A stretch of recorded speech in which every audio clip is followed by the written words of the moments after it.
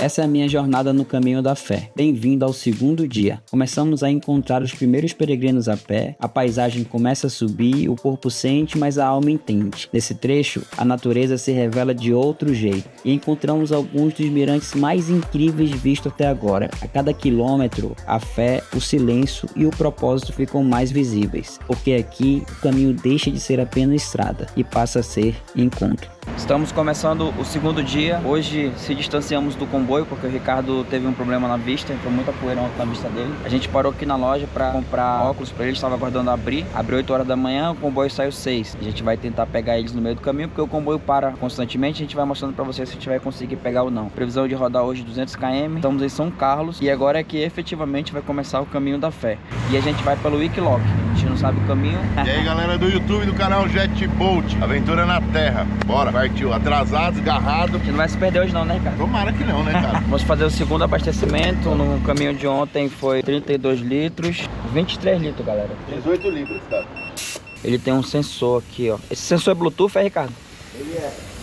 8h20 da manhã, pessoal. Tá tudo pronto, carro abastecido, pneu calibrado. Estamos saindo de São Carlos. Conseguimos achar a rota no Wikiloc e partiu, próxima parada. Temperatura, pessoal, 19 graus. O Caminho da Fé é uma rota de peregrinação brasileira criada em 2003 e inspirada no tradicional Caminho de Santiago de Compostela, na Espanha. Seu propósito é oferecer estrutura e apoio aos peregrinos que se dirigem ao Santuário Nacional de Aparecida, em São Paulo. E ao longo do caminho, são mais de 2.500 quilômetros sinalizados com as clássicas setas amarelas, espalhadas por estradas de terra, trilhas, zonas rurais e urbanas. Esse é o meu segundo dia nessa jornada. Desde que saímos de Avaré, percorremos diversas paisagens até chegar a São Carlos, no interior paulista. Além de ter nos oferecido a melhor estrutura de descanso da região, São Carlos tem um significado especial. É um dos pontos oficiais de partidas do Caminho da Fé. A cidade marca o início do ramal de São Carlos-Barromeu, com aproximadamente 493 quilômetros até Aparecida, passando por cidades como Descalvados, Santa Rita de Passa Quatro, Tambaú, Casa Branca, São João da Boa Vista e se conectando à rota principal em Águas da Prata. A característica desse trecho são as planícies amplas, com trilhas que cortam canaviais, eucaliptos e comunidades acolhedoras, como o bairro da Babilônia e o Spa Água Santa, que oferecem apoio aos peregrinos. A pé, esse caminho pode levar de 15 a 30 dias, dependendo do ponto de partida, mas nós decidimos encarar essa missão de um jeito diferente, a bordo de 35 TVs, cruzando mais de 1.000 quilômetros em 4 dias intensos de poeira, superação e beleza. Como estamos sobre rodas, seguimos por um trajeto mais extenso, percorrendo não só o ramal de São Carlos, mas também cruzando rotas secundárias, como o ramal da Águas da Prata, com 318 quilômetros e cerca de 12 dias a pé, e o ramal Paraisópolis, com 134 quilômetros, normalmente feito em até 5 dias. O Caminho da Fé pode ser vivido de muitas formas, a pé, de bicicleta, a cavalo, ou como no nosso caso, de UTV. E o que conecta todos esses caminhos não é o veículo, é o propósito. Cada cidade, cada ponte, cada morro tem uma história. Cada trecho nos lembra que o mais importante é seguir com o coração aberto, independente da velocidade. São 9h30 da manhã. Fizemos aí 1 hora já quase de navegação, um pouco mais de 1 hora. Paramos aqui em Porto Ferreira, uma das cidades que a gente passa durante o Caminho da Fé. Esse percurso já é um percurso bem mais bonito do que o percurso de ontem, realmente é o Caminho da Fé. E aqui a vegetação é de Mata Atlântica. Ontem a gente passou por muitas plantações de café, plantações de cana, de laranja. Então era uma terra mais produtiva e agora a gente entra entre cidades. É uma região de serra, mais frio. O percurso a partir daqui é bem recebido por todos as pessoas, a sociedade, e é muito interessante poder fazer parte, participar disso, porque as pessoas, como se elas estivessem te abençoando, elas emanam uma energia boa por onde você passa, porque sabe que você está fazendo o caminho da fé.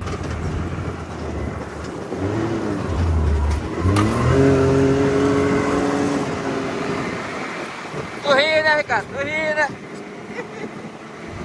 O que é o Caminho da Fé e por que ele existe justamente aqui nesse pedaço do Brasil? A resposta começa há milhões de anos com o surgimento de uma das formações geológicas mais imponentes do planeta, a Cordilheira dos Andes. Quando os Andes se elevaram, eles mudaram tudo, alteraram o clima, desviaram ventos e criaram um ciclo invisível e essencial para o continente, os rios voadores. correntes de vapor d'água geradas pela evaporação das árvores da Amazônia que viajam pelos céus e irrigam o centro-oeste, sudeste e sul do Brasil. É por causa desse fenômeno que o interior de São Paulo tem chuvas tão regulares, e é por isso que essa terra aparentemente simples esconde tanta força. Mas a riqueza daqui não vem só do céu, ela também vem do chão. Durante o período Cretáceo, essa região era parte de um antigo deserto, o deserto Botucatu. Depois, gigantescas erupções vulcânicas cobriram tudo com lava, formando a formação Serra Geral. Com o tempo, esse material se transformou em um solo profundo, escuro, mineralizado, o latossolo vermelho. E com o manejo humano, essa terra passou a gerar vida em abundância. Hoje o agronegócio responde por quase 20% do PIB do estado de São Paulo. É uma das regiões mais produtivas do planeta. Mas essa terra não gera só alimento, ela também gera fé. Em 1700, 3 pescadores encontraram nas águas barrentas do rio Paraíba do Sul uma pequena imagem de barro. Era Nossa Senhora da Conceição Aparecida. Desde então, bilhões caminham por essa região, não por necessidade, mas por devoção. E é justamente aqui, no interior das montanhas, das lavouras e das cidades pequenas, que se ergue o maior santuário da América Latina. Porque a espiritualidade não escolhe grandes palácios, ela escolhe o interior das pessoas, dos lugares, da vida. Assim como Compostela nasceu onde ninguém esperava encontrar um apóstolo, Aparecida se revelou num pedaço de barro puxado do rio. E é por isso que o caminho da fé cruza essa terra. Porque aqui a paisagem te obriga a olhar para fora e a riqueza do que você vê te faz olhar para dentro. Enquanto o UTV acelera por essa estrada vicinal infinita, com o céu azul se abrindo como um abraço, eu que venho do Amazonas, de um calor úmido e bruto, me sinto leve e meu corpo agradece. Mas o que realmente me atravessa não é o clima, é o que esse caminho provoca aqui dentro.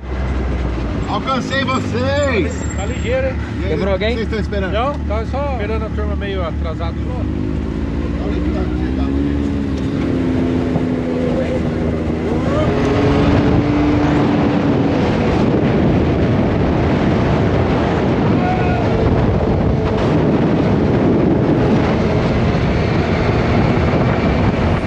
Chegamos à cidade de Santa Rita do Passa Quatro. O nome vem de um antigo córrego que precisava ser atravessado 4 vezes em sequência, porque seguia viagem a cavalo ou em carro de boi. A cidade está no caminho das antigas rotas do café e do gado, e ainda preserva traços da ocupação colonial em seu traço urbano e construção históricas. Aqui também fica o Parque Estadual de Vassununga, uma área de proteção integral da Mata Atlântica interiorana, onde vivem alguns dos maiores jequitibás do Brasil, com árvores que ultrapassam 600 anos de idade. No caminho da fé, Santa Rita marca o início da transição. A paisagem começa a mudar, revelando os primeiros sinais da subida rumo à Serra da Mantiqueira. Vai começar o poeiral! Voltamos agora pra pista de barro, junto com o comboio. E agora é só comer poeira. Não foi pra isso que a gente veio depois de casa. Se fosse pra isso, a gente ficava de jet na água, que não tem poeira, né? Ou então assistindo TV em casa no ar-condicionado. Aí não é pra nós, não. Bom, pessoal, a gente saiu, já estamos com 2 horas e 45 minutos. Foram 117 km até aqui, 50 km por hora nossa velocidade média reduziu bastante após a gente encontrar o comboio. Aqui é o almoço, aí, Ricardo? Aqui é o almoço, cara. Restaurante Sabor e Sede. Tambaú. 26 graus, cara. 26 graus. Essa é a cidade de Tambaú, fundada em 1886 e conhecida nacionalmente como um importante centro de peregrinação católica. Foi aqui que viveu e está sepultado o padre Donizete Tavares de Lima, uma figura religiosa que atraiu milhares de devotos nos anos 1950 e que foi beatificado pelo Vaticano em 2019. Tambaú também é conhecida pela presença de fonte de águas minerais, utilizada desde o início do século XX. E é aqui que a gente faz essa pausa estratégica, um almoço no restaurante Sabor e Sede antes de seguir rumo ao próximo trecho. O cara não pode passar 5 minutos sem ver o real entrando mesmo. Agora eu vou dar uma trabalhadinha, né? Mas é um escritório bom aqui, né, cara? Tá bom, né? São 11h51, 47 minutos de parada pro almoço. Vamos partir um pouquinho na frente pra ver se a gente consegue pegar poeira. Andar na frente é bom, né? Não pode ficar pra trás. Se você ficar pra trás, igual a gente ficou, a gente também pegou limpo, foi muito legal. Graças a Deus deu tudo certo. Mas se a gente tivesse algum problema mecânico, algum problema de pneu, os mecânicos e todas as peças sobressalentes estariam na frente, seria um problema. Então agora a gente saindo um pouquinho na frente, isso tudo tá pra trás. A gente vai esperar e alguém vai cuidar da gente, então tá tudo certo. A gente vai passar Águas da Prata, Pico do Gavião, tem uns lugares bonitos pra mostrar pro pessoal hoje. Tem que abrir a porteira, né? Esse aqui é que veio? Vai! Na região região de Casa Branca, encontramos os primeiros peregrinos a pé durante o nosso trajeto. Daqui para trás, o percurso ainda não é tão comum para quem vem caminhando, principalmente por causa da distância e do tempo necessário. Mas a partir desse ponto, o fluxo de romeiros se intensifica. Muitos começam a jornada justamente aqui ou em cidades próximas, como São João da Boa Vista ou Águas da Prata, traçando o percurso final até Aparecida em cerca de 10 a 12 dias. Aqui o ritmo muda e o caminho ganha outro sentido. O silêncio dos motores passa a conviver com o silêncio dos passos. A partir daqui, a fé começa a caminhar mais perto da gente.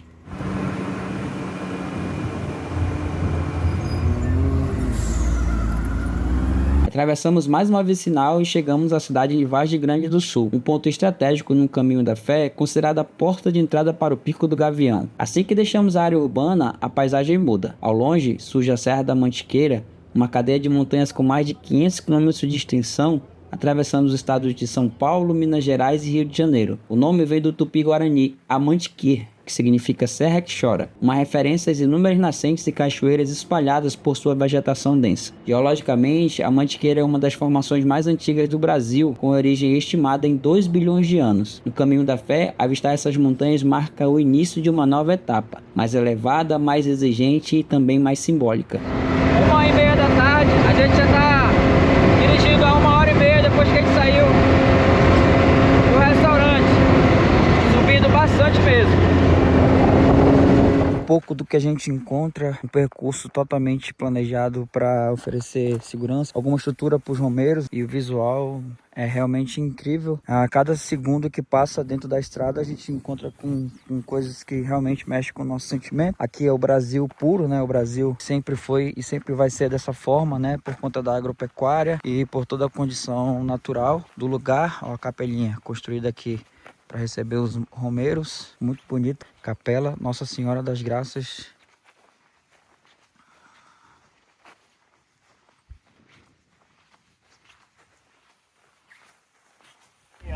Hoje nós se inseminou o último lote da estação. É FIV que faz aqui? Não faz FIV não, só IATF, Mina de Angus. Gorda, rapaz. Tá na época boa, né? Saudável, bens a Deus, mano. Bens a Deus. Falou, tudo de bom, Bom amigo. caminho. Saímos de Águas da Prata, o carro pegou 30 litros de gasolina dessa vez. O Ricardo abasteceu com gasolina Race. Uma gasolina que tem um pouquinho mais de octanagem que a Código. Pra gente não ter lá em Manaus. É, O jet ia ser muito bom. a octanagem da Racer é maior do que a octanagem da Pódio. Então o carrinho responde melhor. Daqui a pouco a gente está chegando em Minas, pessoal. Parte desse percurso do caminho da fé passa por Minas Gerais. Daqui a pouco a gente chega lá. Volto pra foto aqui.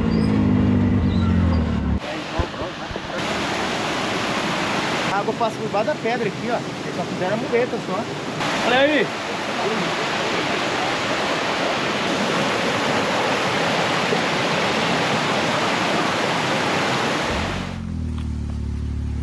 Tem dois novos aí.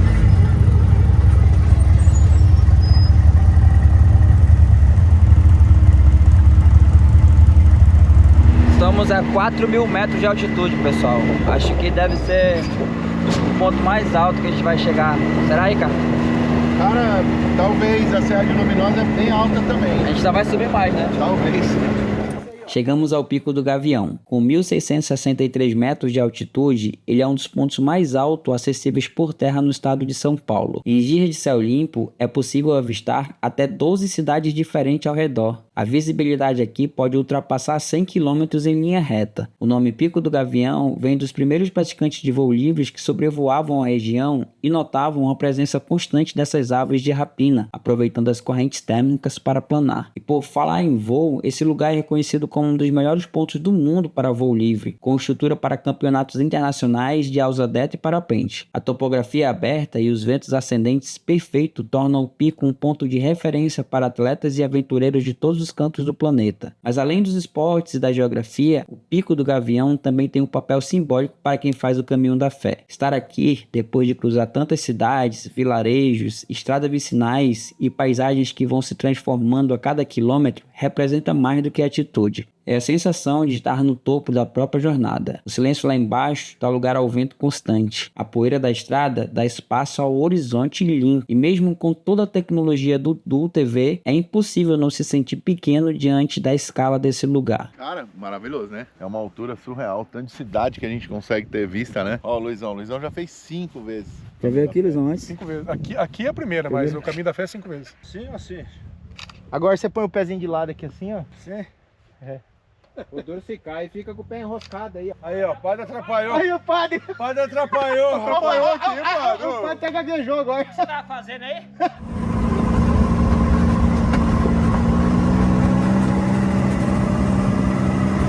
É muito bonito, né, cara? Reduzido, ó. Reduzido. Aqui, então é pra isso que serve a marcha reduzida.